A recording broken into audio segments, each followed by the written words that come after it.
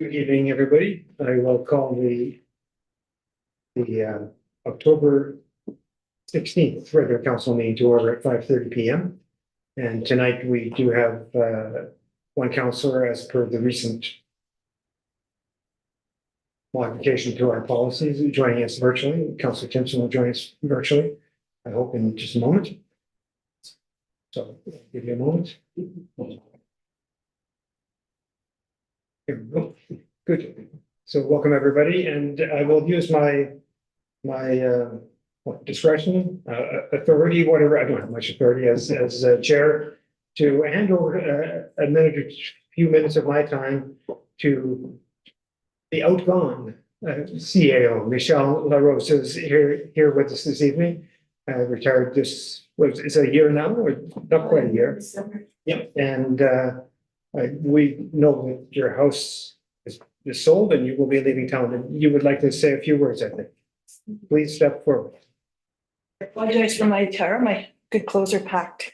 It's my story and I'm sticking to it. Oh, thank you. Your Worship, Mayor Lawrence, members of council, Lego, Cassidy, Van Breda, Timpson, Bohm, and Costco, CEO Clerk Brian McKinnon, and fellow colleagues. As most of you know, my husband and I are embarking on the next chapter of our lives by relocating to Iroquois Falls, where we spent most of our time growing up, to be closer to our two daughters, family, and my father-in-law that is now in long-term care.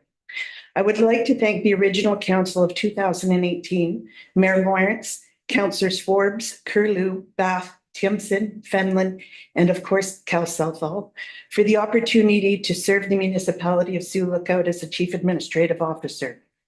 My time here has been most rewarding, and at the same time, we face many challenges, being host community for our First Nation neighbors, windstorms, flooding, and of course, the pandemic. Even with these events, council and staff were able to complete a number of initiatives and projects in a timely manner. This can only be done with the willingness to work together as a team.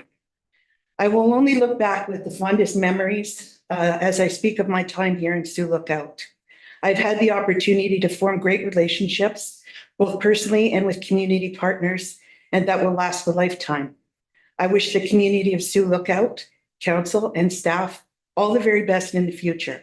Sioux Lookout is truly God's country, and I will continue to promote my town in my travels. As I head northeast, I will do so with happy tears and a smile across my face. I truly will miss you all. Thank you for the opportunity. Thank you.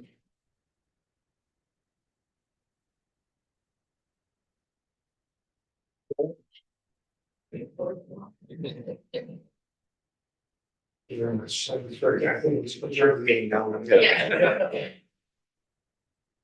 This is when it gets exciting. Certainly. Thank you. Yeah, thank you. Good evening. Okay, Thank you. And I'll ask, are there any amendments to the agenda? Mayor Lawrence, I have none.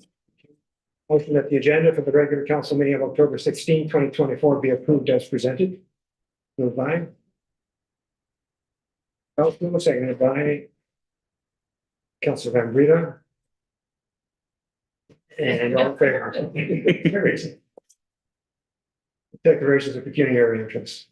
Mayor Lawrence, I have none. Thank you. A motion that the minutes of the September 18th, 2024 statutory public meeting, the September 18th, 2024 regular council meeting, and the September 12th, 2024 and September 25th, 2024 special council meetings be approved as presented. Moved by Councilor Van Breda, seconded by Councilor Bohm. Discussion. Any discussion? Seeing none, all in favor? Carried. And a motion that the minutes of the June 27, 2024 and August 8, 2024 detachment board meeting be received. Are they received? They're received. Yeah. Thank you. Motion to receive those minutes. Moved by Councilor Boone, seconded by Councilor Lego. Discussion. Seeing none, all in favor? Carried. Determination of items requiring separate discussion. Staff reports, and I guess it's, sorry, this, we're doing it, we have a delegation, that's community risk assessment, 7.1. Nope. 7.2, fire marking. Councillor Pascal. 7.3, award tender, airport loader attachments. 7.4, 400 Highway 72 official plan and zoning bylaw amendment. Councillor Van Breda.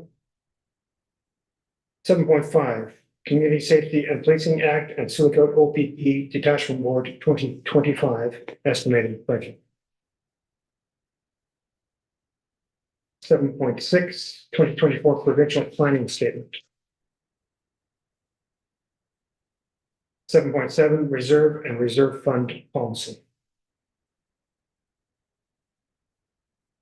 So what I see is listed is 7.2 and 7.4. So a motion to adopt the items not being listed, item 7.1, item 7.3, 7.5, 7.6, and 7.7. Move mine. No. Yeah, sorry.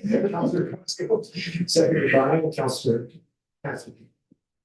Thank you. And now we have a delegation. The delegation is, the presenter is Terry Gervais from the Lumex Group, and CIO, I'll do the introduction, sir. Perfect. Thank you very much, Mayor Lawrence. Good evening, members, and welcome, Terry. As council will recall, the province made it a requirement in 2024 that all communities adopt a community risk assessment. Council in its wisdom had decided to enlist the help of the Lumex Group with developing our CRA. And so this evening, Terry Gervais is here to present the community risk assessment and tell us a little bit about that process. I want to sincerely thank Terry and the Lumex Group for the great work that they did on our behalf. And I also want to thank our emergency services manager and fire chief, Jeremy Funk, for all of his efforts and sort of pulling data together and getting that to Terry and his team to be able to help us with this assessment. And of course, the other staff who assisted with pulling numbers together as well and supporting Jeremy. So on that note, I will turn things over to Terry, and we will hear about our new community risk assessment. Thank you. Thank you, CAO. Is everybody see my screen okay? Yeah, good. Mayor Lawrence and Council, thank you for the opportunity to take some time out of your council meeting to talk to you a little bit about your community risk assessment. Your CAO kind of took the words right out of my mouth of my opening section, but I want to echo what he said. This document is data driven, and it looks at your historical data. So there's a lot of data that had to be collected from the fire services, the fire chief in particular. The CAO should take some credit as well too, and the rest of municipal staff. This whole process has been a pleasure to work with them. They've worked very hard on getting and making sure that this document for you is accurate. One of the things with the way this was been designed, there was no one entity in your municipality tracks all the data the way it needed for the community risk assessment. But now going forward, now that you have that of way it needs to be tracked, that's going to be a lot easier on a kind of go forward basis. So just a little bit what we'll do tonight. I just want briefly, and I won't take a lot of your time, we'll talk about the background of the project, the key findings, what your next steps will be, and certainly your worship, more than welcome to take any questions or comments. So if council remembers, the reason you did this is because of a regulation that was put out by the province of Ontario, regulation 378/18, that has you examine 9 different profiles in your community, and these are the 9 profiles. what the council needs to remember is these profiles or this risk assessment is different than the kind of the hazard identification risk assessment that falls within your emergency response plan. Although some of them in your case are marry up, but they may marry up in different levels. You know, something might be a little bit higher in your emergency response plan versus your community risk assessment. So the community risk assessment really looks at your services and your community from a fire's perspective and how it impacts public safety and the fire services. Our approach, just to remind council, we did the startup meeting. We did lots of engagement sessions, of course. Data collection and an analyst. We did the analyzing piece, but certainly your staff did the kind of the digging up the data for us. We produced a draft report that was provided to the chief and the CEO who went through it. I can tell you they've read it from cover to cover, which I'm happy with, because we did go back and we did make a few updates and some changes to make sure that your document was as accurate as possible.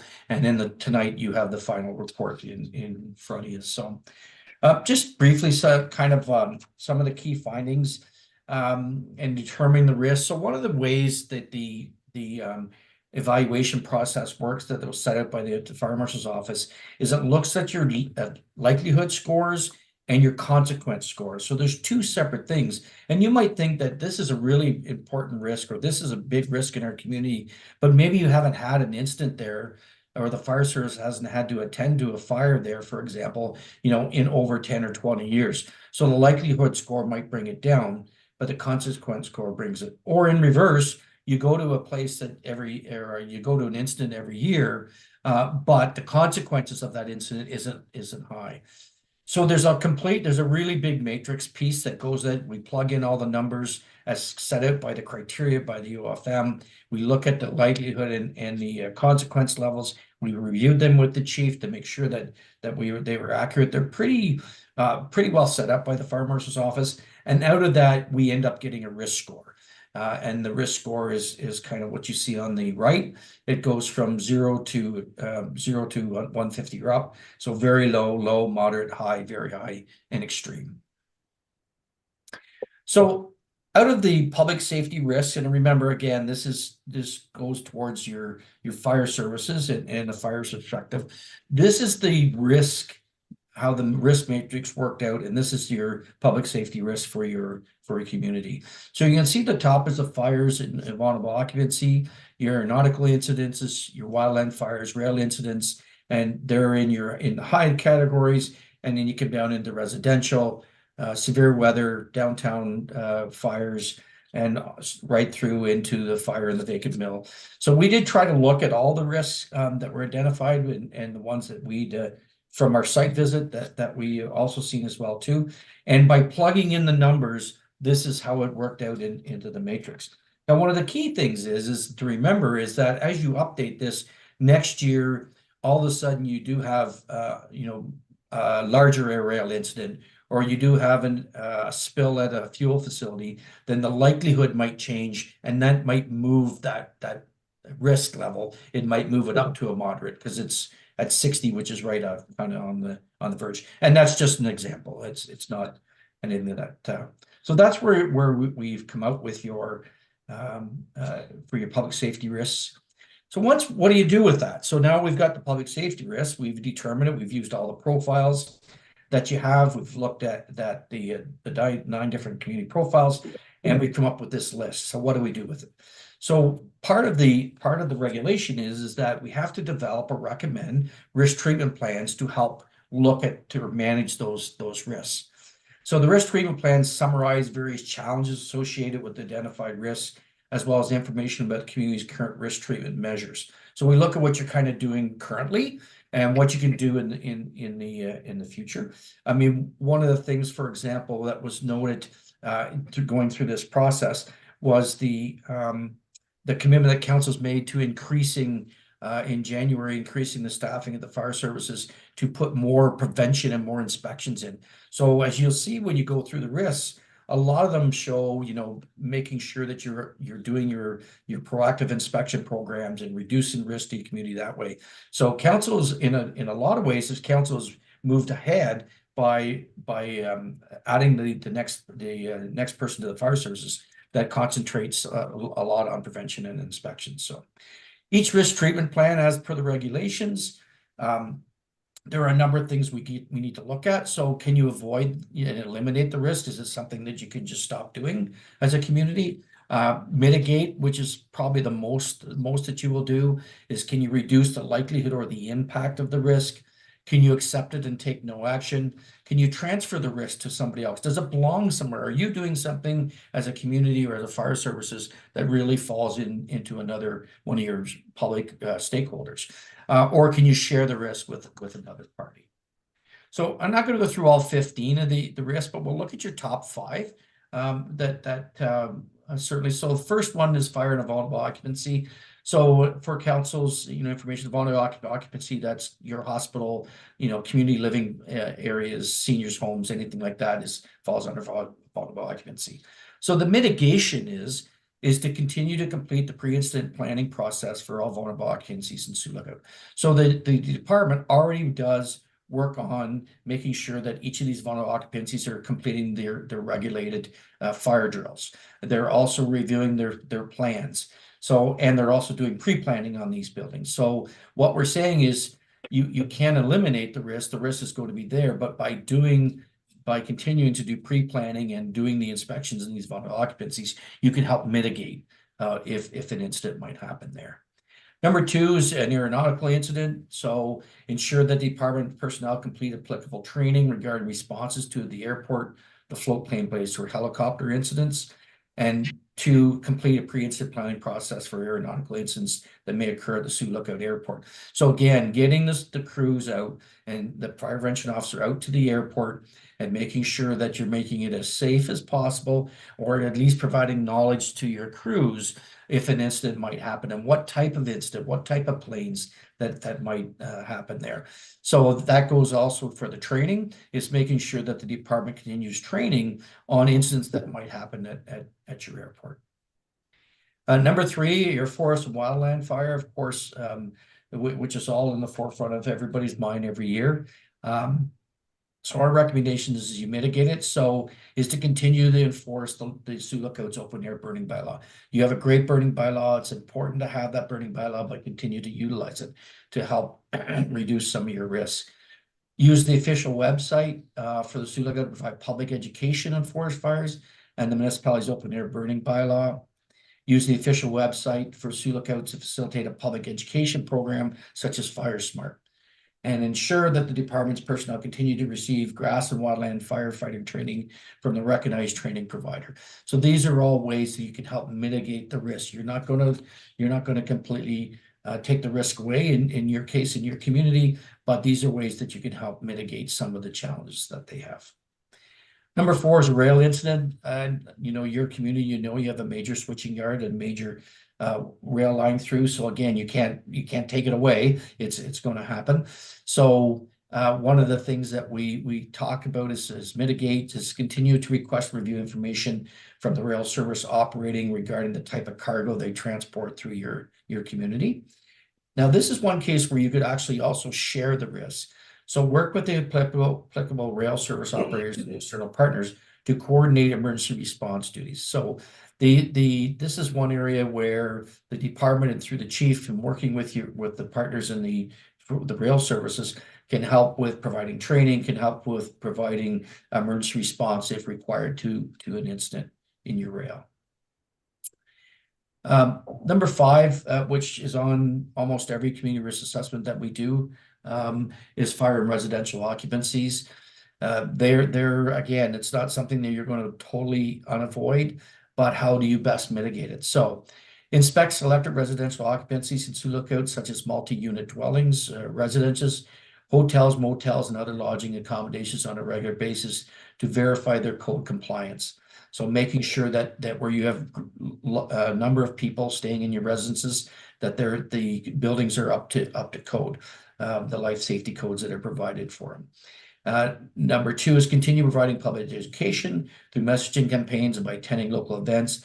Ideally, the department should strive to deliver public education that reaches to all community residents, including transients, residents, vulnerable residents, and seniors. And that is a challenge.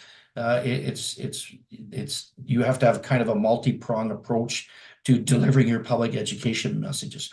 I can tell you from looking at our data and looking at the research, your department does a tremendous amount of public education events and getting the messaging out there. So they need to keep continuing, and that's why it says at the start, continue providing education. And you look at your demographics, because that's another thing that this community risk profile does, or assessment does. It shows your demographics as well. And when you can start looking at your vulnerable residents or your transient residents, how do you reach those people? So what do you do with all this information? You start the programs, but we recommend, the legislation says you need to do this every 5 years.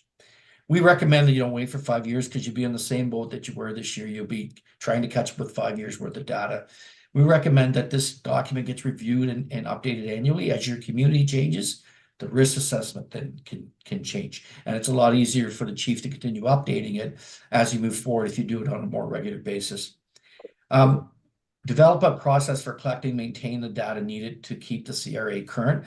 Again, like I said at the start, not anybody, and it's nobody's fault, not anybody tracks the data the way the Ontario Fire Marshal Office wanted it. So we've recommended is that you start tracking it that way, so you know what you need for building stock, you know what you need for your demographic profiles. So start tracking that kind of information, and then use the CRA to help develop for the chief and for council to develop future strategic planning for the department. So you know what your risks are, you know what the mitigation strategies are, the risk treatment plans. So use that in your strategic planning in the future of how to help to continue mitigating these strategies. Because if you remember, it's not just the fire trucks that you need the public education, and you need the code enforcement, and to round out public safety. So you can look back at this and say, you know what, we're going to develop this type of program because we have this risk in our communities. So,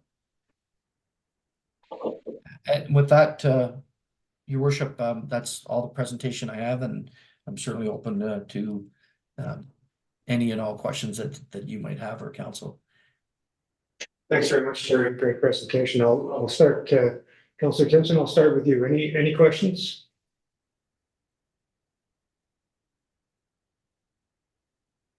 No, it was very well presented and very easy to understand, and found it very useful. Page 88 onwards was actually the most useful in the the other kind of got lost in it, but it's good. Thank you. Thanks. Council, any questions, comments? After satisfied with the report, obviously, and the annual update recommendation would be a smaller job than this one was. I think yes. The emergency services manager and I have discussed that, and these annual updates will be something for the most part that we can accomplish in-house, and we will do that for the very reason that Terry recommends, so that we don't find ourselves with a backlog of data that we're trying to pour through in 5 years. And when the 5-year update is required, for us, it's just another annual update. So makes the work a little easier going forward, and also helps us keep an eye on shifting trends and realities in the community. So. The vulnerable, I can't remember the right term, but the vulnerable aspects, residences, et cetera, the long-term care homes, and how is there communication with them regarding, do we have this plan in mind, or how do we communicate with the representatives in the various sectors that are responsible for the safety in their larger facilities? Through you, Mayor Lawrence, absolutely. With every representative from a vulnerable occupancy group, such as community living or the hostels, we have regular discussions, regular inspections, regular meetings with to try and bring these numbers down. As Mr. Gervais explained, the frequency of the call versus severity of the calls is kind of to blame for those numbers. We get a lot of calls to certain VOs in the community that result in very little action taken by the fire department, but the call volume drives up that half of the matrix. But we are in contact with all of the agencies that reflect in the vulnerable occupancies in Sioux Lookout, and we have a very good working relationship with them. Yeah, we have quite a few multi-residential occupancies that are non-traditional, like not the apartment buildings, but I'm thinking of student residences, the hostels that we have associated with the hostel. There's 3 separate buildings that are hostels. And then there's the emergency shelter itself. The jail is also a sort of combined. Absolutely, all of them. The jail is classified differently, but we still work with them the same. All the hostels participated in their fire drills as recently as last month, doing 1 per building, and we'll do a couple more throughout the year with them. Very good. Thank you. Council, anything? Yeah, here. Councilor Simpson, yeah, go ahead. Yeah, just one thought. I noticed that the demographics were all based on the 2021 census, and we've just had a huge influx of people since then in terms of the health authority, in terms of immigration. And I just wondered, I think it's, once we do the census again next year, I think it's next year, we might have to just take a look at this and, you know, tweak it a bit as to what we need to be thinking about. Just a comment. I think the property count was interesting on the breakdown of roughly 2,500 residential units and then 100 commercial, et cetera. That's updated annually with impact done? Good. Yeah. Thanks, Terry. Anything for staff to close out with, Terry?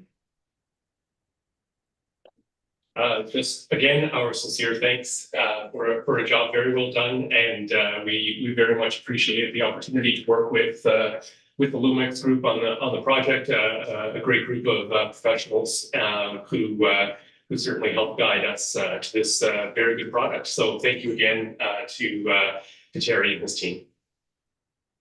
Thank you. Thank you. All right, council, we'll move on to staff reports. Item 7.2, the fire mark K. The council authorizes the passing of bylaw number 89-24, being a bylaw to authorize and direct the mayor and the clerk to execute an agreement between the corporation of the municipality of Sioux and Fire Mark K Incorporated for the use of the indemnification technology to recover the proceeds of insurance on behalf of the municipality when the fire department responds to calls for service eligible for insurance recovery. Moved by Councillor Cosco, seconded by Councillor Van Breda and Councillor Cosco. I think you lifted. Yeah, I just really lifted it because I sort of thought it would be interesting for Jeremy to do a short synopsis on this, just so the public knows, because this is a huge shift from what our practice has been in the past. It's a really interesting concept, so I'm sort of fascinated by it. So I just thought if you could just do a whole synopsis for the people that are listening so they understand what it involves. It's through you, Mayor Lawrence. Absolutely. I will encourage the CAO and the treasurer as well to jump into their comments on this, but they review the package with me as well. Essentially, the folks at Fire Marquee have identified a way to go back and recoup extra costs to the municipality when the fire department responds to a fire where insurance claims are involved. The monies that they're able to recoup are already included and factored into insurance policies. So there's no additional costs to homeowners or property owners. And that money comes back to the fire department through their indemnification technology that they use. A lot of departments in Northwestern Ontario are on board with this. And now they're not all comparable to some are like bigger cities, but the monies that they're getting back are substantial when it comes to help offset costs in the fire department at no cost to the municipality. If you want more than that, or if you guys have any thoughts on that. Thank you, through you, Mayor Lawrence, and thank you, Chief. Yes, I think council obviously has seen the trend in rising insurance costs for the municipality itself, and often with little reprieve or opportunity to offset those costs. So this is one way to realize some revenue.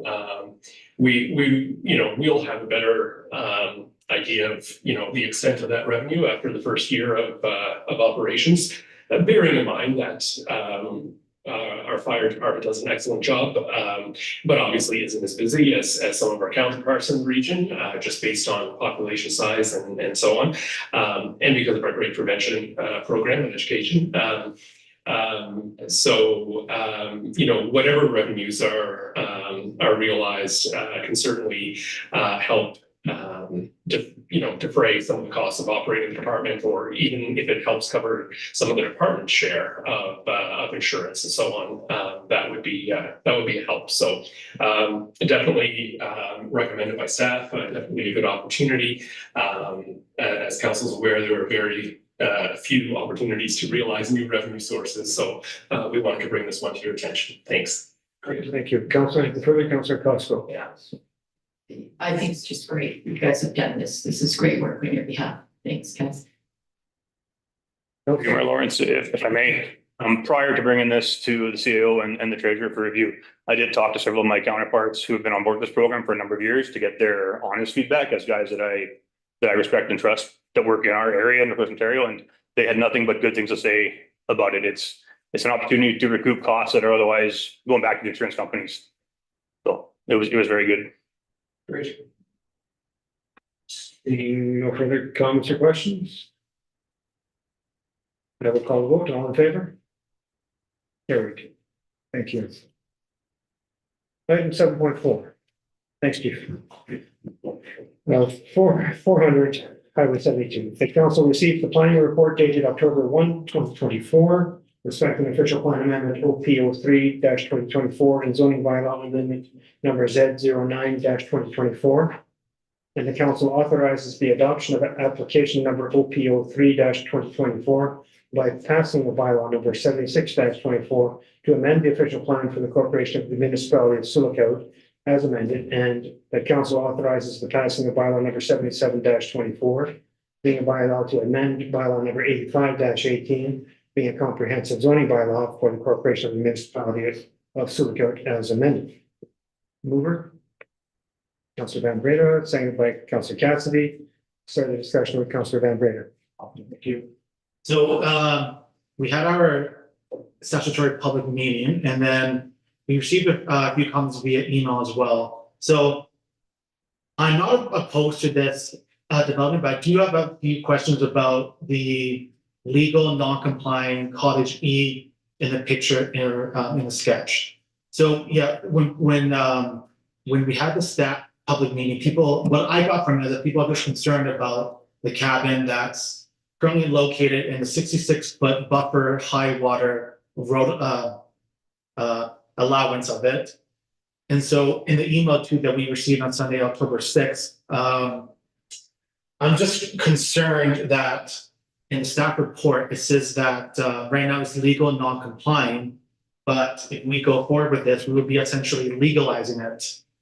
And so I just have concerns about legalizing a cottage that's, been built so long ago before it was incorporated into the community and to Sioux. If it's been flooded in the recent past, it's going to flood again, right? So I'm not opposed to this. I still have concerns about the cottage E and that it being so close to the water, and that right now it's legal and non-compliant. But if we go forward this, we're essentially legalizing it, and that if it does flood in the future, then now we have a responsibility, right? So I'm just still a little bit concerned about this myself. Thanks, through Mayor Lawrence. So the status of the cabin on the lake right now, it's not essentially say it's illegal in itself. It's legal, but it's legal non-compliant because it existed before coming into force of our current zoning bylaws and official plan. So even though it's in contravention of the current zoning bylaws, it existed prior to them being implemented. So it's legal non-compliant under the Planning Act. And actually, we circulated the application to MNR, and we never got a response from them until a couple of hours ago before the council meeting. So if you don't mind, I'll read their email to council. So at one time, MNR retained ownership of the shoreline to a depth of 66 feet from the water's edge when disposing of land as a policy. Through ownership of this shoreline road allowance, MNR may have, depending on local circumstances, limited what could be constructed within the 66 feet shoreline road allowance. In this instance, I do not know what restrictions on building, if any, within the Crown-owned shoreline allowance were applied, and if the Crown owned the road allowance when the building was constructed. Over time, MNR has in many instances decided to sell the shoreline road allowance in front of private property. If we still retained ownership mainly outside of municipalities. Inside municipalities, municipalities own the road allowance through the Municipal Act. At this time, I do not know if it was the municipality or MNR that sold the shoreline road allowance, as the municipal boundaries of Sioux have been expanded since the 1950s. Since the shoreline is private, the current policy is that MNR would leave the ability to construct in the 66-foot shoreline road allowance up to the municipality, consistent with their official plan and zoning bylaw. And this is an email that I received from Jack Van Gemeren, who is the original planner with MNR. So the shoreline road allowance has actually been conveyed to 400 Highway 72. So it's no longer under municipal or Crown ownership, it's under private ownership. And per the correspondence that I received from them, the owner can develop however way they want, pending approval from council. Thank you. Councilor Johnson. I did go meet with Mr. Radai and I did walk the property and check it out. And I just think we have to be really careful allowing five in a residential area. 3, because doesn't the province allow 3? So you can do 3 without even coming here. So I think there's another way to do this, like because the units are so small. I mean, you could do a shared unit with 2 doors with private bedrooms, like there's other ways. I really think we have to be careful of setting the precedent that people can have 5 on a 1 acre lot. 3 seems generous to me, you know, which the province has allowed. So I'm not comfortable setting the precedent of 5. The neighbors are drastically opposed to this. And the neighbors, I did explain to the neighbors that 3, they can do it without even discussing it with us. Like we're not giving permission for 3. The province has allowed 3. So 3 can happen, but 5, we do have some input. So I know Mr. Radai is very opposed. The other neighbor on the other side is opposed. They're very close. You can see the cottage from Mr. Radai's property, you know, on the beach. They're very close. You know, the beaches are right there, and it is a sand beach that people use, you know, so therefore to have one house with 5 residents in it and the neighbors having 1 person in it, 1 family, you know, I just think it's unfair to set that precedent. Council? Councilor Member. Yeah, thank you. I'm still uncomfortable with legalizing this, the cottage E, just because again, if it flooded 2 years ago, it's gonna flood again. Period. It's gonna flood again. And so again, now I don't want to set a precedent. Now people say, no, well, you know, they legalized, you know, this one that, you know, is in contradiction of the 66-foot water, high water line, you know.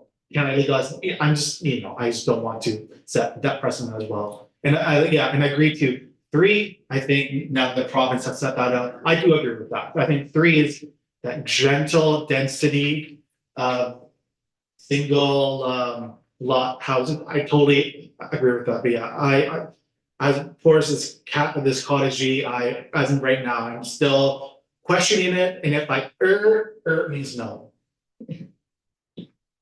Council? Councilor Cassidy. I think it's already legal. We're not legalizing it. It's legal, non-conforming, which means it's legal, just doesn't conform because it's essentially grandfathered in.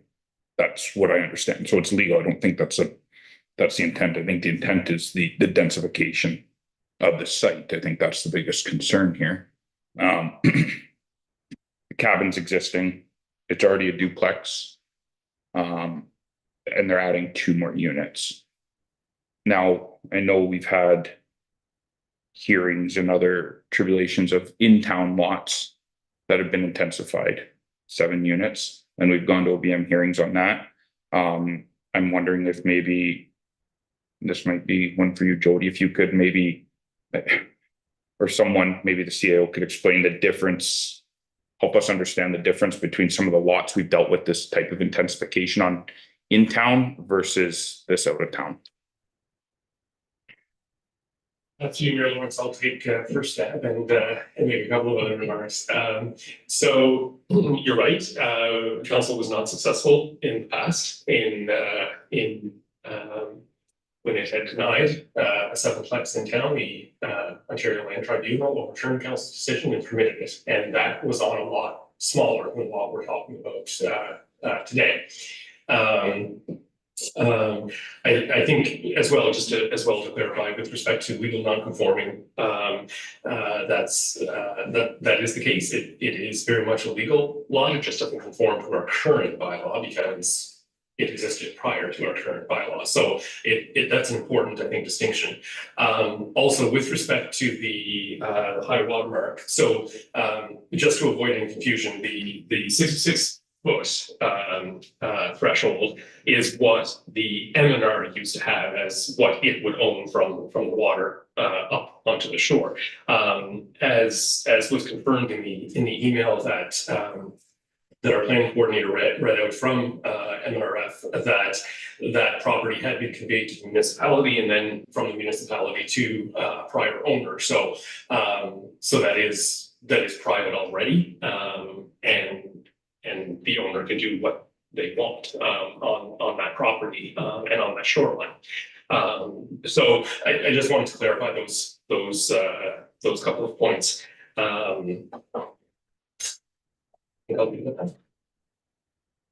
Oh, sorry.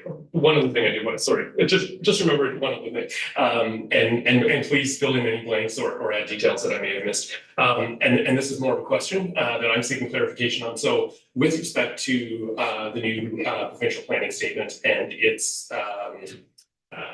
permissive nature with respect to 3 dwelling units, my understanding was they were 3 separate structures as opposed to the number of units. Is that correct, or am I mistaken on that? Through Mayor Lawrence. So it's not separate structures, Just but yeah, the number of dwelling units. Thank you.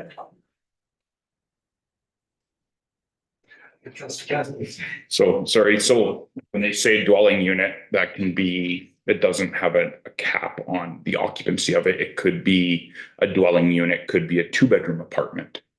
A dwelling unit can be a small 1-bedroom apartment. So they could have, essentially, they can have 3 2-bedroom apartments there, which would essentially be 6 rooms or 6 people living there.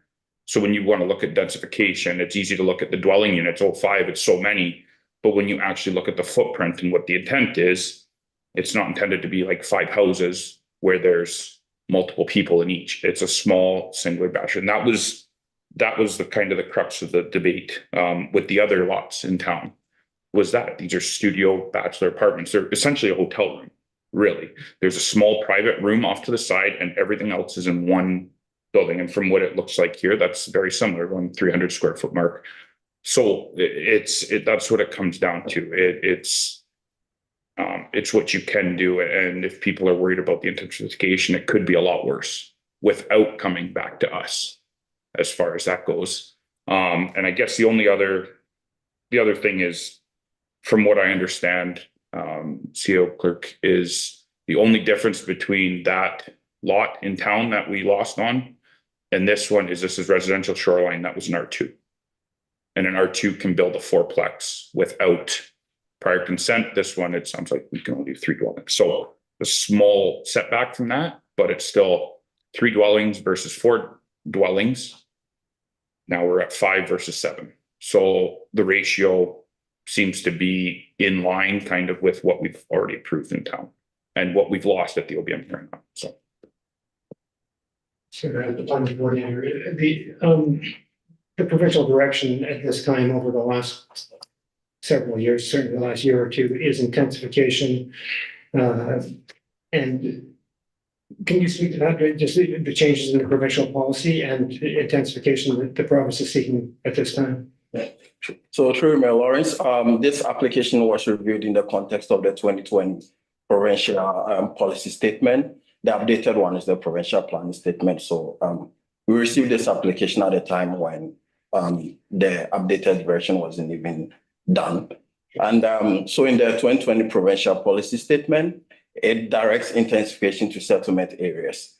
And 400 Highway 72 is located within the urban Sioux lookout settlement area, which in our official plan and in the provincial policy statement recommends that, that's where intensification should really take place.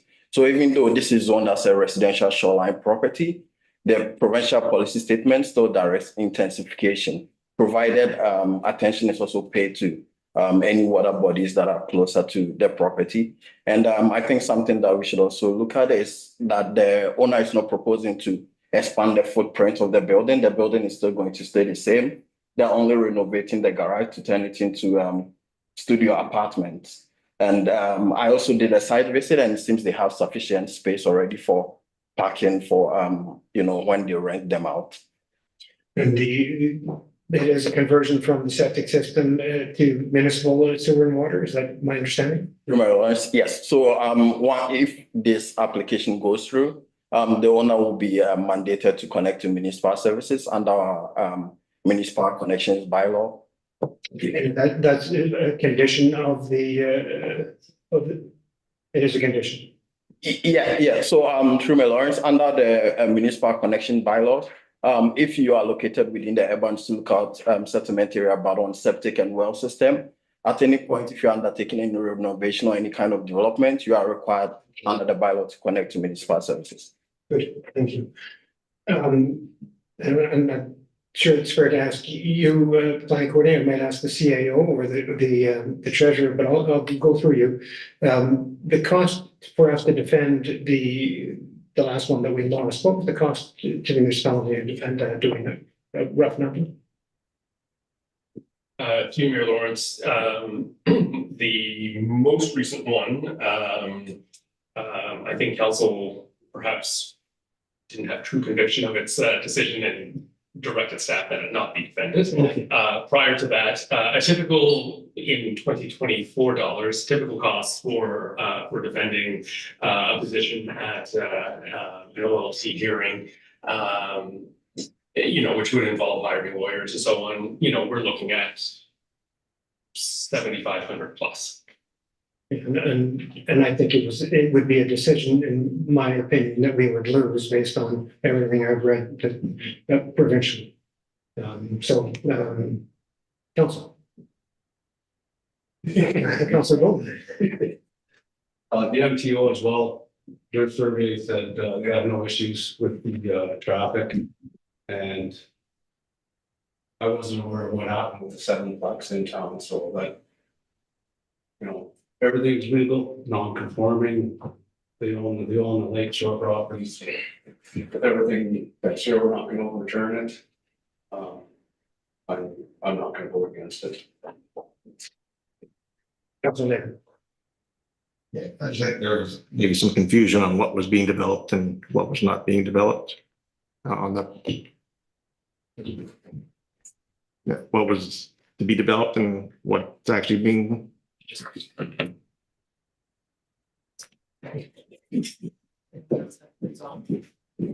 How about that? Right there, I got it. Got it. Yeah, so when we had the statutory meeting, there was some confusion from some of the people that were from the public on what was being developed. Also, what was they thought that it was going to be on the septic field and leaching into the lake, but as we were told tonight, it's going to be hooked up to municipal water and sewer. So I don't have an issue with this. I know it's a bit more than what we like, but the government wants intensification. Unfortunately, times change and the government's pushing that. And sometimes that supersedes what we want.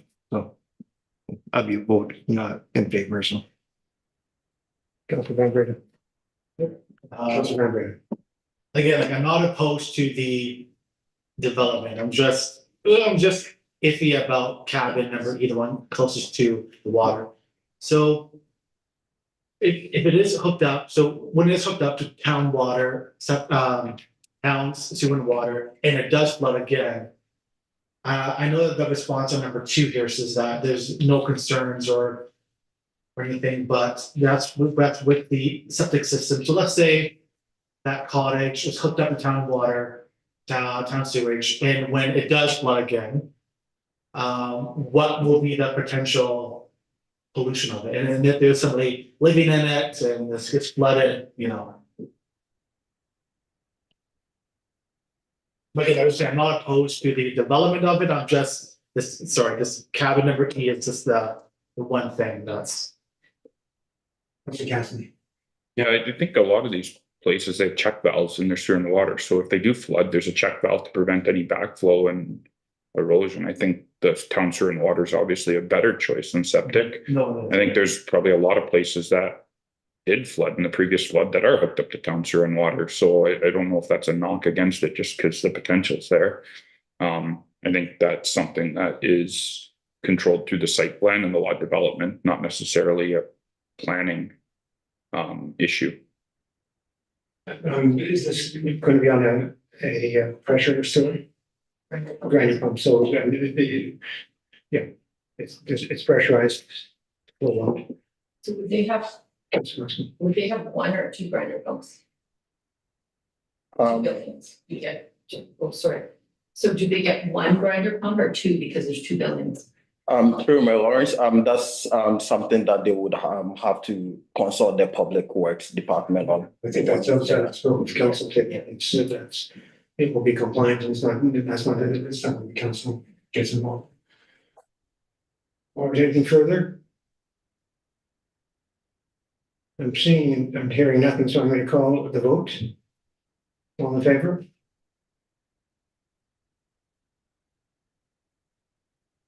Carried.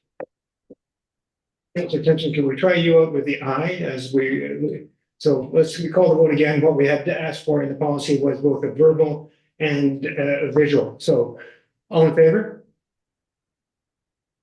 That's you, Council Timpson. You're supposed to say aye according to our policy. Oh, aye, okay. Aye. As well as raise your hand. Go ahead. We just put the policy in. I'm just trying to be compliant. Carried. Thank you. You know, I think that would be more important if there were multiple on screen. Yeah. We're filling this policy out Yes, of the virtual, yeah. Thank you. Now, the pilots. Thank you. Good, thank you. Junior Lawrence, the following bylaws are being presented to council for 3 readings and passing. Bylaw number 76-24 being a bylaw to amend the official plan for the corporation of the municipality of Sioux as amended. Bylaw number 77-24 being the bylaw to amend bylaw number 8518, being a comprehensive zoning bylaw for the corporation of the municipality of Sioux as amended. Obviously, that's regarding the official plan zoning bylaw amendment application that council just approved. Bylaw number 85-24 being a bylaw to adopt municipal policy number 5-5 being reserve fund policy for the corporation of the municipality of Sioux, and to rescind bylaw number 76-14, 17-17, and 18-17. And finally, bylaw number 89-24 being a bylaw to authorize and direct the mayor and the clerk to execute an agreement between the corporation and the municipality of Sioux and Fire Marquee Inc. for the use of indemnification technology to recover the proceeds of insurance on behalf of the municipality when the fire department responds to calls for service eligible for insurance recovery. That bylaw number is 76-24, 77-24, 85-24, and 29-24 be read a first, second, and third time and passed. Moved by Councilor Lego, seconded by Councilor Cassidy. All in favor? Carried. Thank you.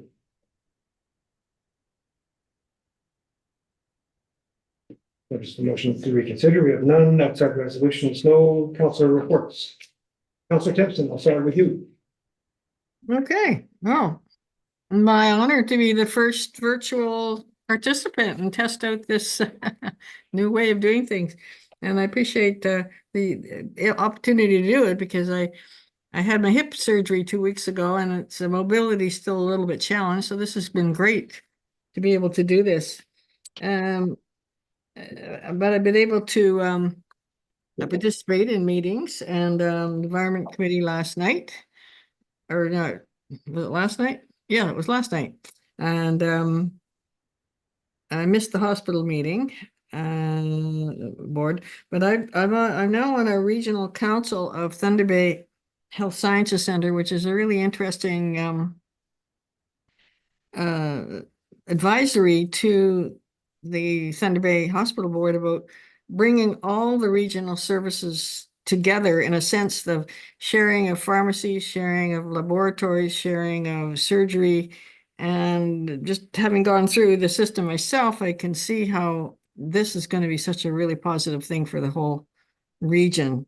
In terms of access to services and specialists and so on.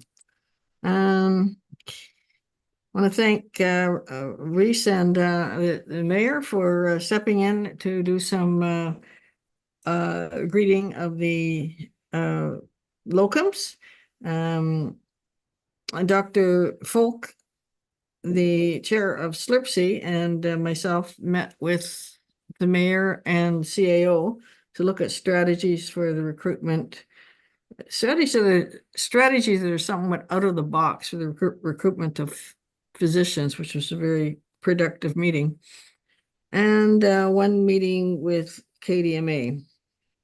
And one of the main discussions there was about a shared insurance approach for the district. However, that's really just something that's in the talking right now.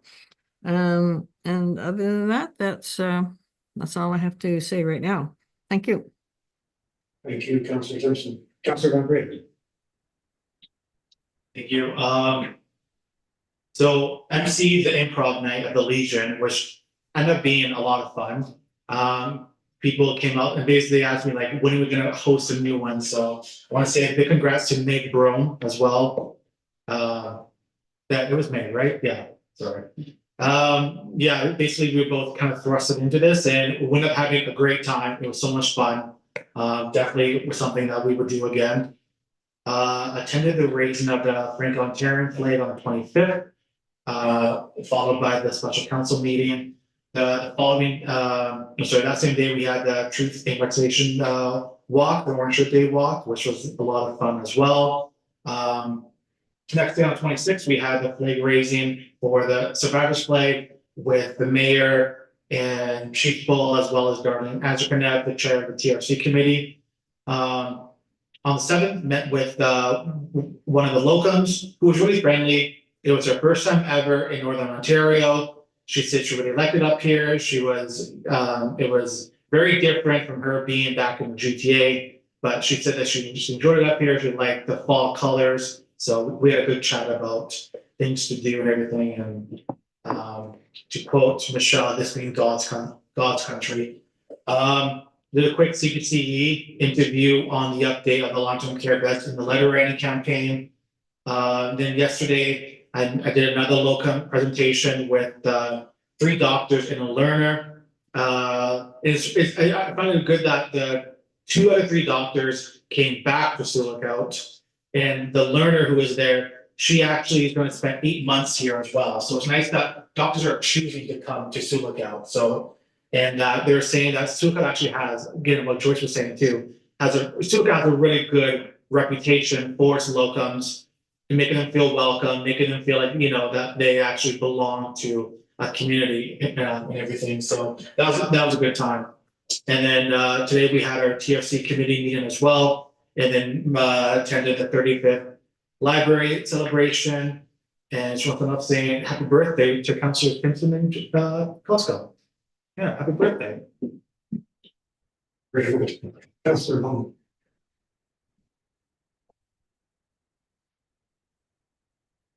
Yeah, missed the hybrid meeting. It's obviously going to help council move forward and make sure we have quorum, and there's lots of different moving parts in today's world. Myself, my daughter got married So I was in Thunder Bay for a bit, brought my parents back and then went back to Ottawa with them. While I was in Ottawa, I actually messaged the CEO because I was just kind of skirting and I looked at their city hall and I actually told them it looked quite underwhelming from what I was looking at, considering, you know, you're on Parliament Hill. And while I was at Parliament Hill, I had the opportunity to watch how the protest starts right from the beginning.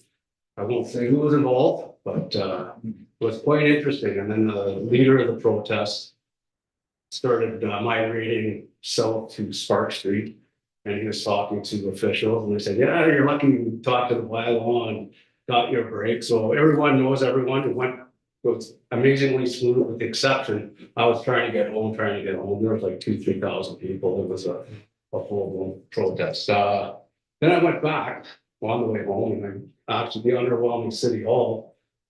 It's funny, like, you know, we try to get funding for certain things here, and I'm gonna go into City Hall and call an Uber to get them.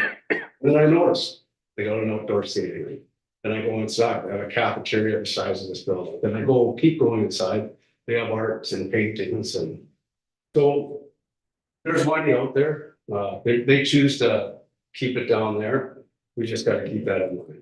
On the trip to Ottawa, I also went to Montreal, and there's been a lot of construction work going on in that city. It's quite impressive.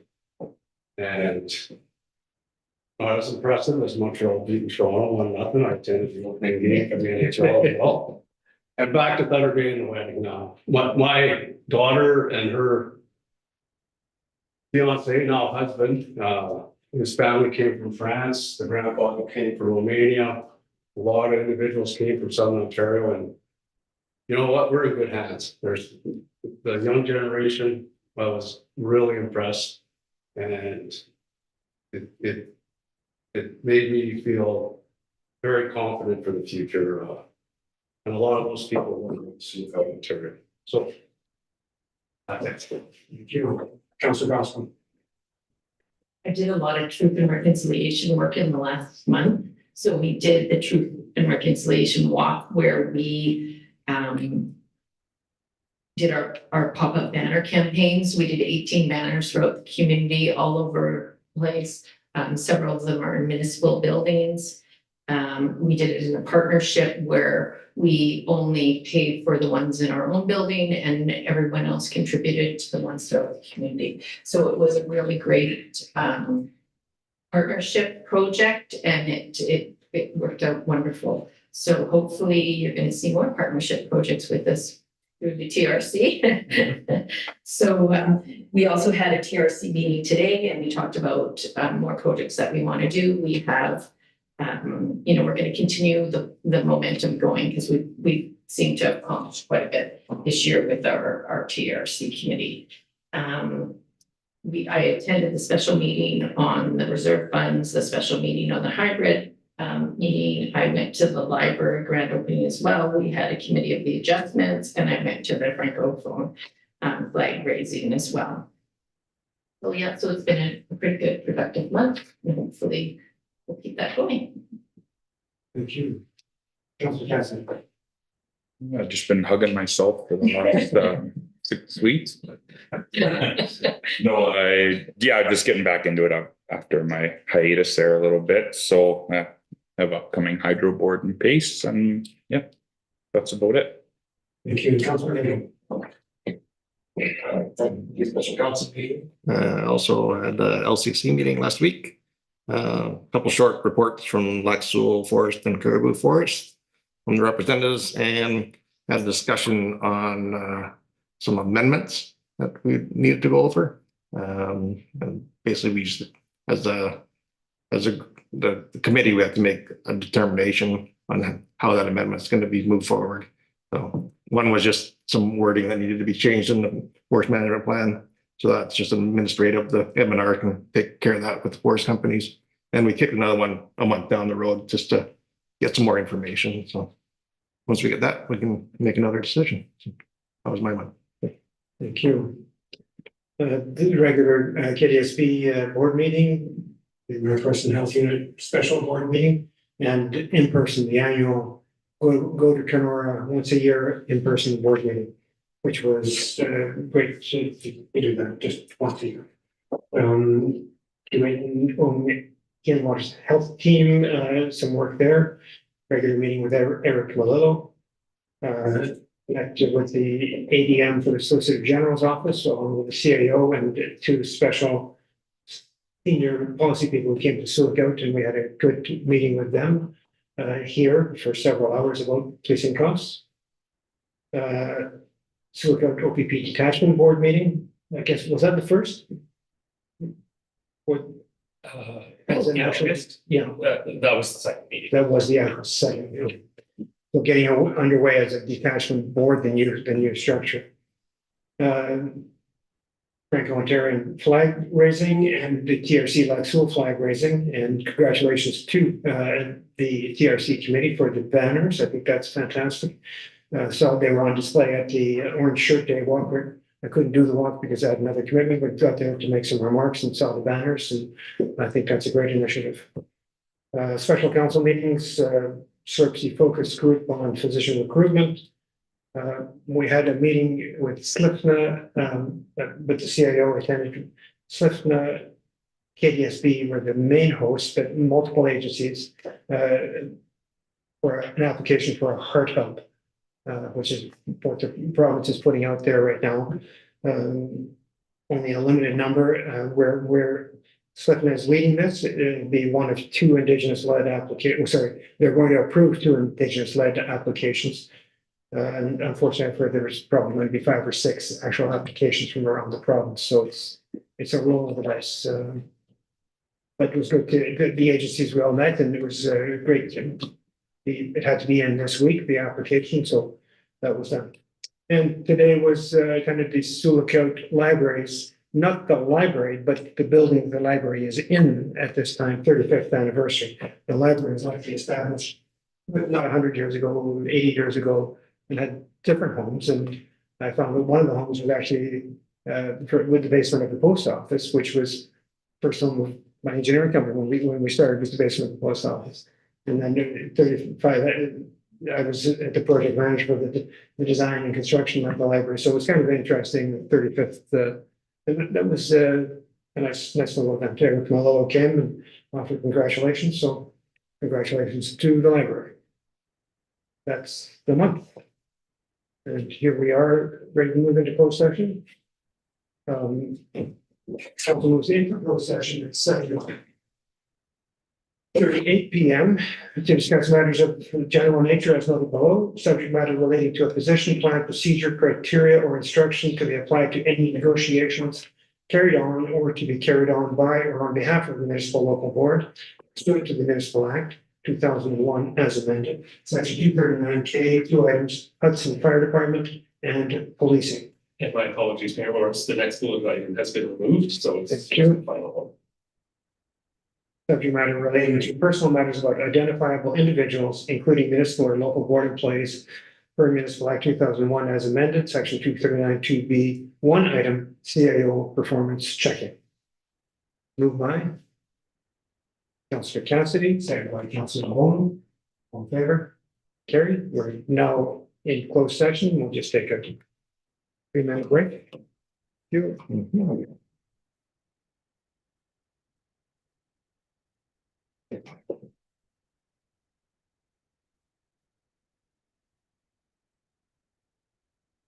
So it's not-